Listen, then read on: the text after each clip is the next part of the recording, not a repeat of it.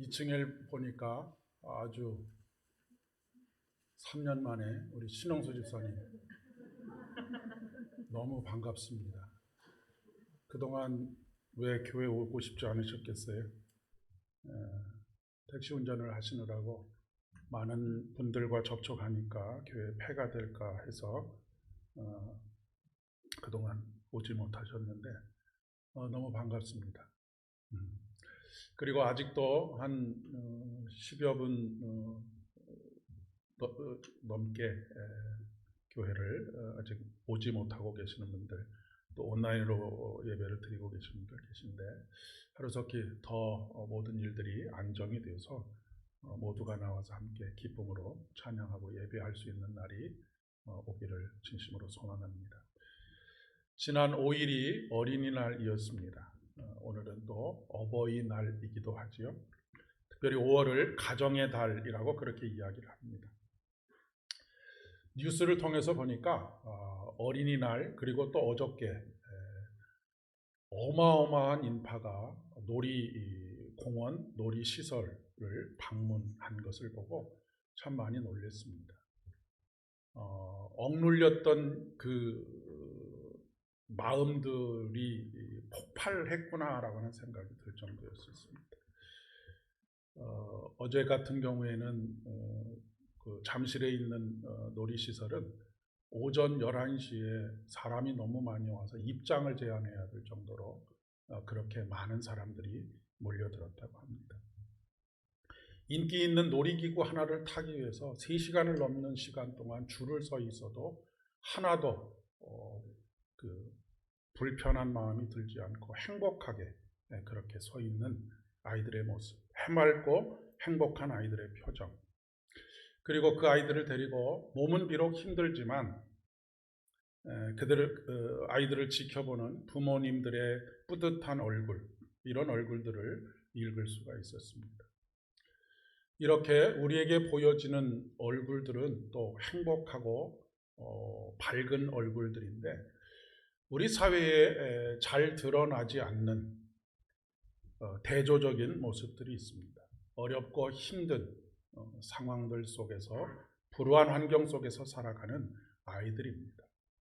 부모가 없거나 아니면 부모가 있어도 부모가 없는 것보다 차라리 못한 그런 삶을 살아가는 아이들입니다.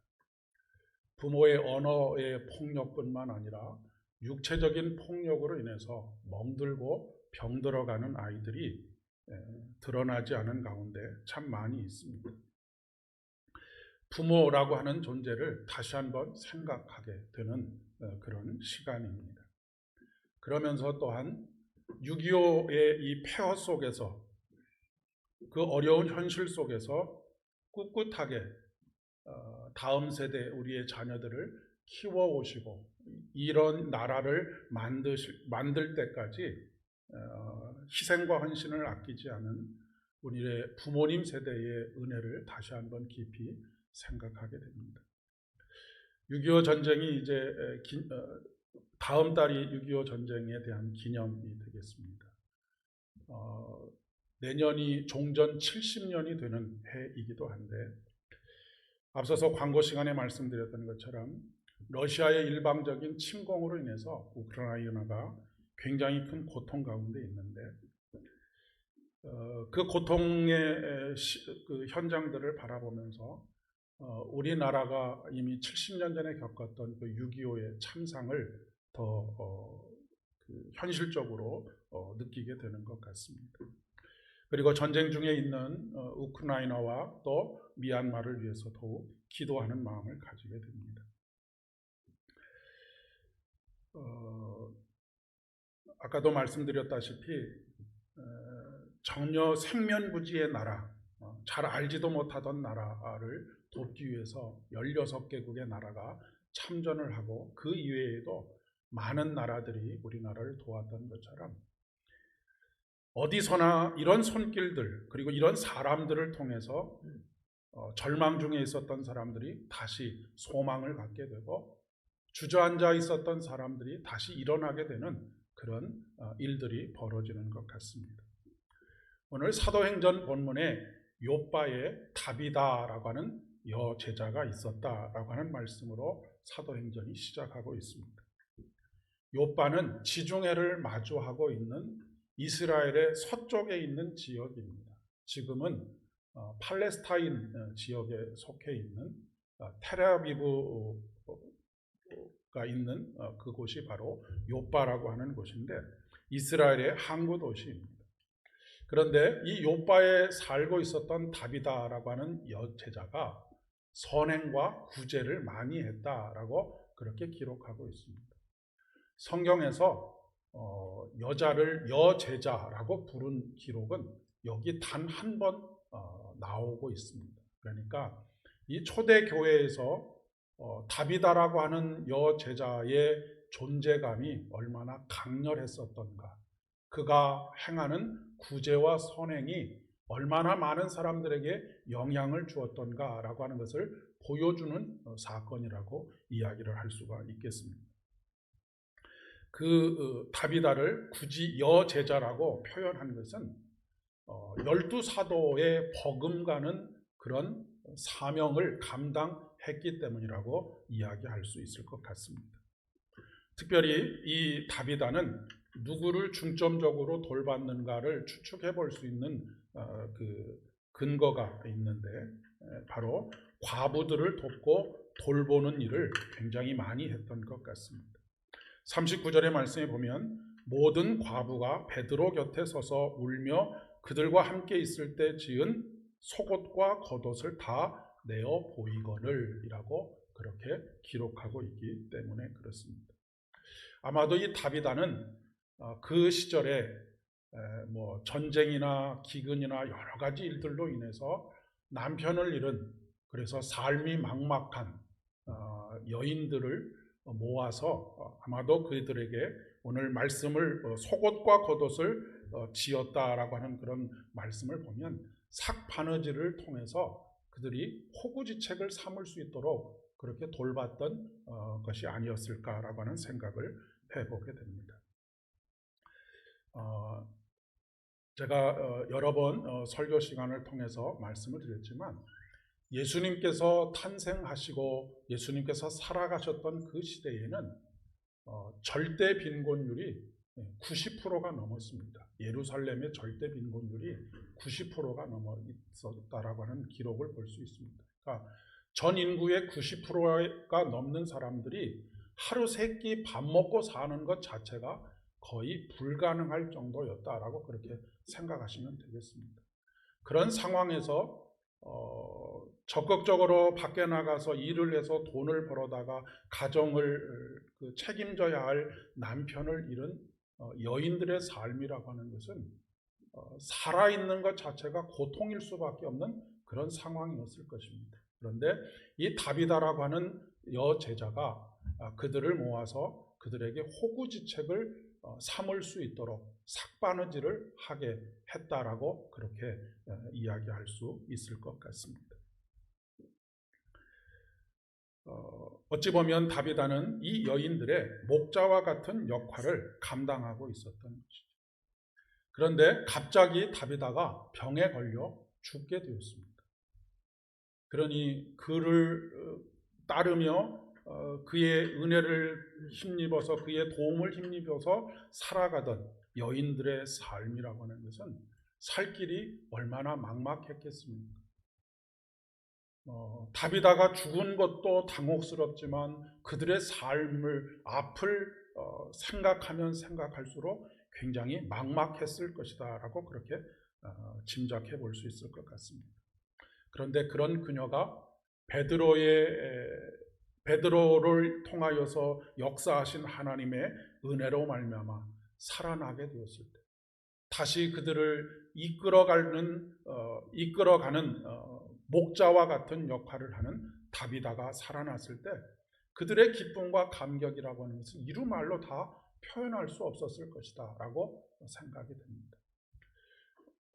우리의 인생이 그렇지 않습니까? 누군가가 우리를 도와주고 우리가 걸어갈 길을 이끌어주는 사람이 있는 것과 그렇지 못한 삶과는 천지 차이라고 이야기할 수가 있겠습니다. 우리가 우리 스스로의 힘으로 살아갈 수 있는 것 같지만 우리를 누군가가 붙잡아주고 이끌어주고 도와주었기 때문에 오늘 나의 삶을 살아가고 있는 것이죠.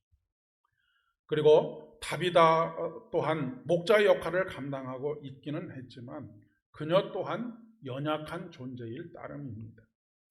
다비다는 그 당시 이스라엘이 주로 사용했던 언어인 아람어로 그녀의 이름이 다비다라고 하는 이름을 가지고 있는데 헬라어로는 도르가라라고 하는 이름으로 부르게 됩니다. 이 도르가라고 하는 말의 의미는 가젤이라고 하는 의미를 가지고 있습니다. 암영양 혹은 암사슴이라고 하는 뜻을 가지고 있기도 하고요. 아름답다라고 하는 의미를 가지고 있는 이름이기도 합니다. 그녀에게도 생명으로 인도해줄 그 누군가가 필요했던 것이죠. 우리 주님께서 베드로의 손길을 통해서 다시 그를 살리십니다. 그리고 그 돌보심으로 말미암아서 욥바에 있는 교회가 더욱 든든하게 자라가게 됩니다. 모든 인간이 그렇습니다. 푸른 초장과 쉴만한 물가로 인도하는 선한 목자가 필요합니다. 인생 가운데는 단 한 사람도 예외가 없습니다. 특별히 사망의 음침한 골짜기를 지나갈 때에는 목자의 역할이 절대적이라고도 이야기할 수가 있겠습니다. 연약한 어린 양의 그런 삶으로서는 사망의 음침한 골짜기를 지나는 것이 불가능하기 때문에 그렇습니다. 뿐만 아니라 푸른 초장과 쉴만한 물가로 가는 과정 속에서 직면하게 되는 여러 가지 들짐승들과 또한 천적들 이런 것들을 만나게 되었을 때 지팡이와 막대기로 그것을 물리쳐주지 않으면 처참한 삶의 현실 속에 놓일 수밖에 없는 것이 바로 양들이기 때문에 그렇습니다. 선한 목자가 계시기 때문에 일평생의 인생의 여정들 가운데 힘을 얻고 소망을 얻게 되는 것이죠. 다시 삶의 의미를 깨닫고 살아가야 할 이유와 살 수 있는 힘을 얻게 되는 것입니다. 이런 삶의 경험들을 통해서 다윗은 이렇게 고백하고 있습니다. 내 영혼을 소생시키시고 자기 이름을 위하여 의의 길로 인도하시는도다 라고 말씀하고 계십니다. 모든 인간은 예외 없이 죽음이라고 하는 이 현실 앞에서 길을 잃고 맙니다. 죽음 앞에서 슬퍼하는 이유가 바로 여기 있는 것이죠. 그 어떤 인간도 길을 찾지 못했습니다. 그런데 우리 주님께서는 내가 곧 길이요 진리요 생명이라고 우리에게 말씀하고 계십니다. 그리고 그 길을 열기 위해서 십자가를 짊어지시고 우리의 죄를 대신하여 십자가 위에서 돌아가신 것입니다. 양을 위해서 목숨을 버리신 것이지요. 그런데 수많은 사람들이 하나님이 나의 목자이신 것을 인정하지 않으려고 합니다. 어떤 사람들은 예수를 믿으려면 내 주먹을 믿어라 라고 말하는 사람들도 종종 만나보게 됩니다. 예수님께서 우리의 목자이시고 궁극적으로는 죽음 앞에서 길을 잃어버리는 모든 인생들의 목자임에도 불구하고 예수님을 목자로서 인정하지 않고 그로 인해서 우리 주님을 따르려고 하지도 않지요. 그래서 이사야 선지자는 이사야 53장 6절의 말씀에 우리는 다 양 같아서 각기 그릇 행하여 각기 제 길로 갔거늘 여호와께서 우리의 죄악을 그에게 담당시키셨도다 라고 말씀하고 있습니다. 오늘 요한복음 본문에서는 수전절에 예수가 그리스도인가라고 하는 질문에 대한 논쟁이 다시 불이 붙고 있습니다. 예수가 그리스도인가라고 하는 이 논쟁의 핵심은 무엇이냐면 예수가 구원자, 우리가 그를 믿고 따름으로 말미암아서 구원을 얻을 수 있도록 하는 분이신가라고 하는 것에 대한 질문입니다. 이 논쟁은 예수님께서 공생애를 살아가시는 동안 계속해서 되어진 논쟁입니다. 그리고 예수님께서 부활하시고 승천하시고 난 이후에 초대교회에서 몇백 년 동안 계속 되어진 논쟁들이기도 합니다. 초막절에 요한복음 7장 25절부터 31절까지 있는 말씀에 보면 초막절에도 동일한 논쟁이 있었던 것을 우리가 알 수 있는데, 이 수전절에 예수님께서 십자가를 짊어질 그 날들이 더 가까워진 이 상황 속에서 더 논쟁이 뜨거워졌던 것입니다. 우리가 매주일 고백하는 사도신경이 그렇습니다.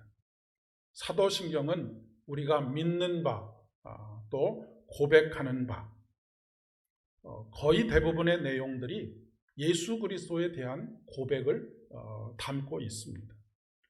이 말은 그만큼 이 초대교회 이후에 200~300년 동안 예수님께서 정말로 하나님의 아들이신가, 우리의 구원자이신가에 대한 논쟁들이 뜨거웠다라고 하는 것을 이야기해 주는 것입니다.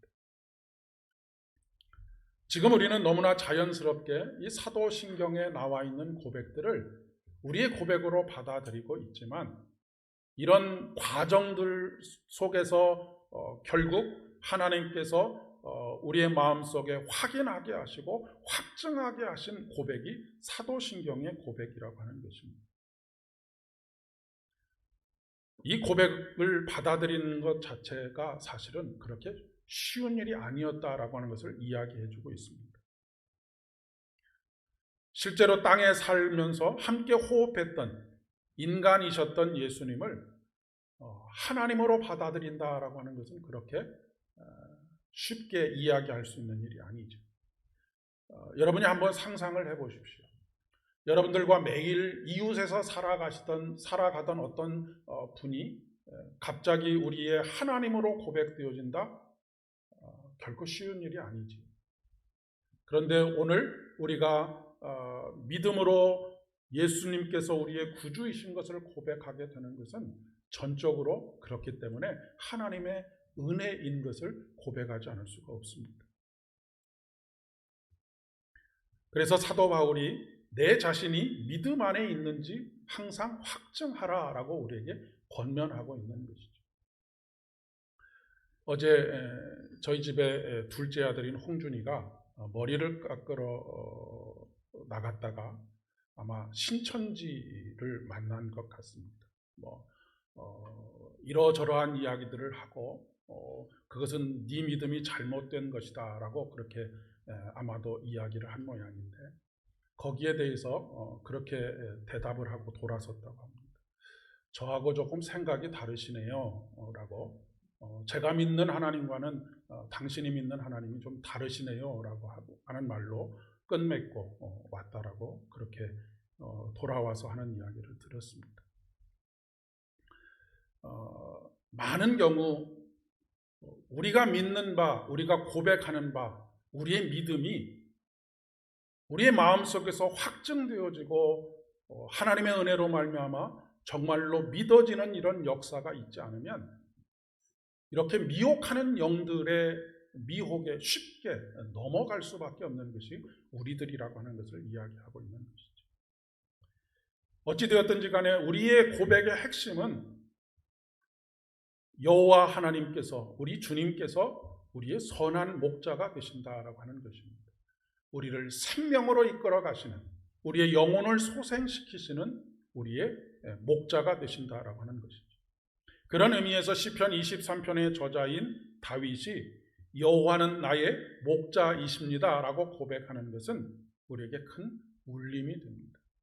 이 고백은 교리적이거나 이론적으로 받아들이는 것이 아니고 그의 삶에서 삶의 언어로 고백되어지는 고백이기 때문에 그렇습니다.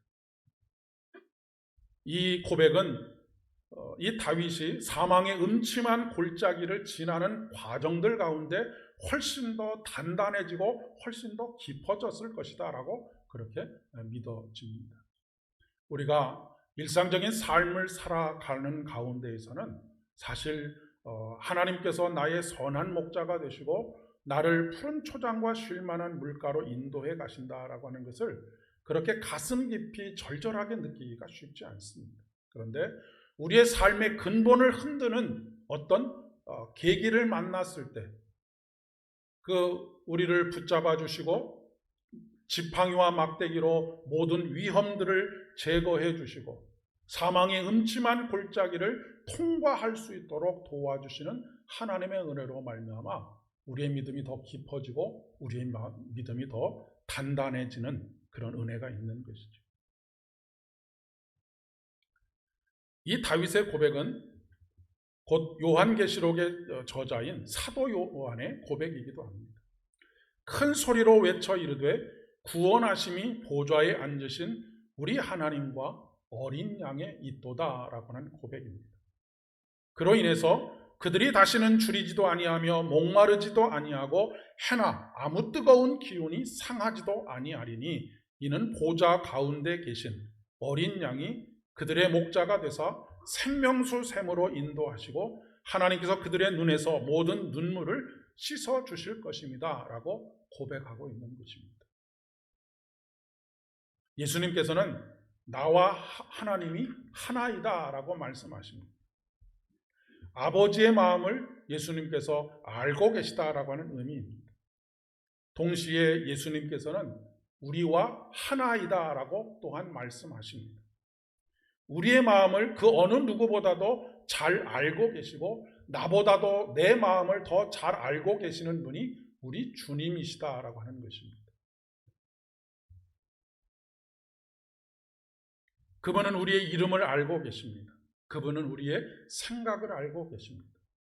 요한계시록에 보면 14만 4천 명의 구원받는 사람, 이것은 숫자적으로 14만 4천 명이라고 하는 의미가 아니고 12와 12, 3과 4라고 하는 이 완전수로 이루어진 12와 12를 곱한 것에 아주 많다라고 하는 의미의 1000을 곱한 것이 14만 4천 명입니다.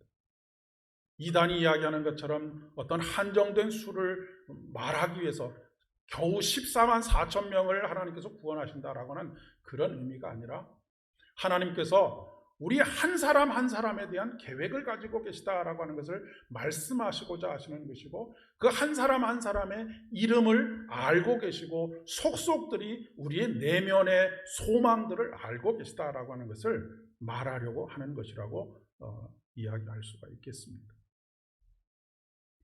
그렇기 때문에 우리 주님께서는 우리를 향해서도 너희 안에 이 마음을 품으라 곧 그리스도 예수의 마음이니 라고 말씀하시는 것이죠. 예수님께서는 목자와 양의 관계에서 자신의 양은 자신의 목소리를 알아듣는다라고 말하고 있습니다.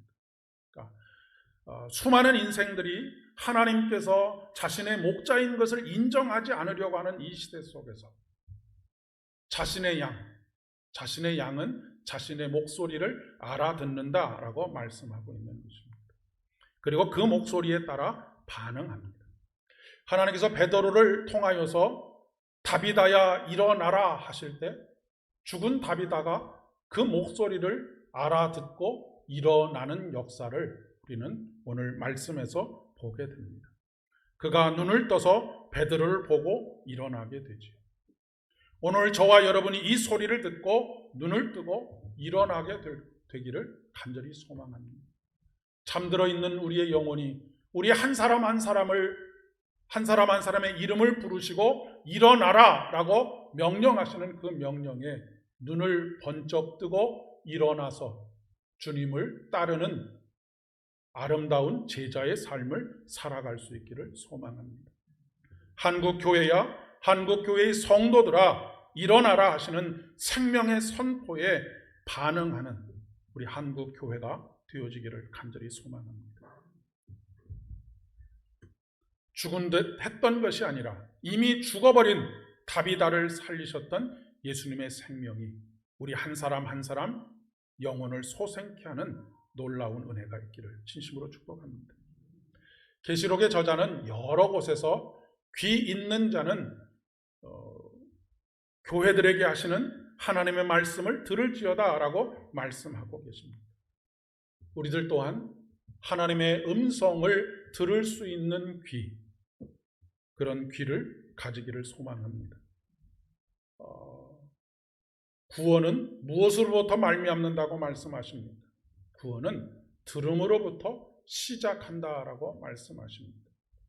우리가 하나님의 음성을 알고 하나님의 음성을 듣고 눈을 뜨고 반응하게 될 때에 거기서부터 우리의 믿음이 시작이 되는 것이죠. 사랑하는 여러분, 우리의 인생을 끝까지 책임져 줄 수 있는 사람은 이 세상에 존재하지 않습니다. 부모님이 영원히 우리 곁에 계실 것 같지만 부모님이 돌아가시면 더 이상 자녀들의 삶을 책임질 수 없는 것이 인생입니다. 그러나 선한 목자가 되시는 우리 주님의 선하심과 인자하심은 평생에 나를 따른다라고 오늘 시인은 고백하고 있습니다. 뿐만 아니라 우리를 영원으로 인도해 간다라고 그렇게 고백하고 있습니다. 우리 주님께서는 죽어도 다시 사는, 그리고 다시 살리시는 부활의 능력이 있습니다. 시시각각으로 다가오는 삶의 위기들 속에서 선한 목자가 되시는 우리 주님으로 인해서 더 이상 전전긍긍하지 않고 두려움과 걱정과 불안과 초조함 속에 살아가지 않는 저와 여러분 되실 수 있기를 진심으로 소망합니다. 선한 목자가 되시는 우리 주님께서는 우리를 안전하게 거하게 하실 뿐만 아니라 원수 앞에서 상을 차려 놓으신다라고 말씀하십니다. 이 말씀은 우리의 신앙이라고 하는 것이 현실을 외면하고 어떤 피안의 세계, 그저 마음의 심령의 위로함을 받는 그런 세계로 이끌어가는 것이 아니라 우리의 문제 앞에서, 원수 앞에서 상을 차려주시는 선한 목자 되신 하나님으로 인해서 우리의 문제가 극복이 되어지고 그 문제 앞에서 하나님께서 배설하신 아름다운 기쁨의 잔치, 자리를 경험하게 하신다라고 하는 것을 말씀하고 계시는 것입니다. 결코 기독교 신앙은 문제를 피해서 도망가는 것이 아니고 그 문제를 뚫고 지나가는 생명의 종교라고 하는 것을 잊지 않으실 수 있기를 진심으로 소망합니다. 부활의 능력이 다비다의 죽음으로 큰 슬픔 가운데 있었던 여인들을 다시 기쁨과 감사와 감격이 넘치게 하셨던 것처럼 오늘 우리의 삶의 위기들 속에서 때때로 슬픔과 걱정과 근심 속에 살아가는 우리들을 다시 위로하시고 기쁨으로 채워가실 것을 믿습니다. 함께 기도하겠습니다. 자비로우신 아버지 하나님, 은혜를 진심으로 감사를 드립니다. 우리의 선한 목자가 되셔서 우리가 사망의 음침한 골짜기를 지나갈 때에도 여전히 우리를 품으시고 우리를 안전케 거하게 하시며 마침내 원수 앞에서 상을 베풀어 주셔서 큰 승리의 기쁨으로 우리를 이끌어 가실 줄을 믿습니다. 이번 한 주간의 삶도 선한 목자 되시는 우리 주님을 따르는, 그리고 우리 주님의 목소리에 적극적으로 반응하는 복된 믿음의 여정 되게 인도하여 주시옵소서. 모든 말씀 예수님의 이름으로 기도드립니다. 아멘.